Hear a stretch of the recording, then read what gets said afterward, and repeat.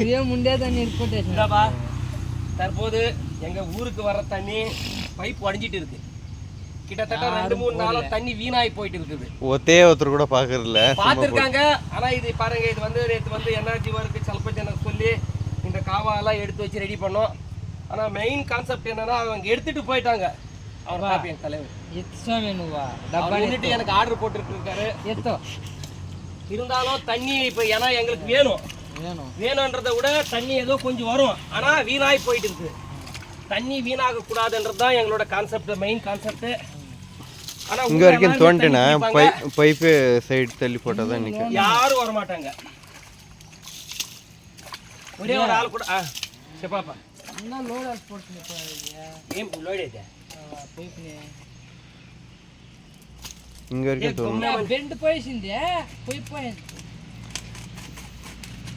సరే అక్కర్లే no pipe అది చూడు పడిపోయింది. అవును దిన ఉందా బెండు పైప్ రెండు పడిపోయింది. ఏమైనా పంకే ఇదిరా ఈడా పడిపోయింది. పగిలికొట్టు దాన్ని పగిలికొట్టు ఎక్కడ పగిలికొట్టేది అలా పుడిపోయింది కదా పైగా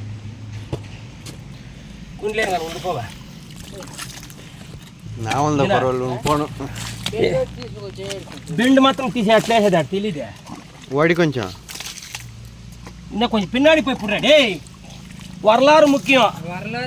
நான் இது எதுக்கு இந்த மாதிரி பல பேர் ரன்னிங் ஆயிட்டு இருக்கா மூஞ்சி நல்லா தெரியுது. இது வந்து நான் பார்த்து பண்றது. இது வந்து என்னோட நாளைக்கு நான் எம்எல்ஏக்கு நிற்கிறேன், எம்பிக்கு நிற்கிறேன், ஒரு அரசியல்வாதி நிற்கிறேன்றதுல ஒரு சமூக பொறுப்பாளராக எங்கள் வீட்டுக்கே தண்ணி வரலன்னா கூட ஒரு இடத்துல வீணாய் தண்ணி போயிட்டு இருந்தா அந்த தண்ணியை ஸ்டாப் பண்ணுறது தான் நான் பார்ப்பேன். எங்கள் ஊரில் ஏதோ ஒரு ஊருக்கு போகிறேன், கிருஷ்ணகிரி போவேன், தருமபுரி போவேன், அந்த எந்த இடத்துல ஆனால் இந்த மாதிரி எல்லாம் பண்ண மாட்டேன். சும்மா சப்போஸ் ஏதோ பைப் போயிருந்தா அது மாதிரி டியூப் கட்டிட்டு போவேன். ஆனால் ஏன்னா நீ பேசுகிற நேரம் அது அங்கெல்லாம் பண்ண முடியாது. நன்றி, வணக்கம்.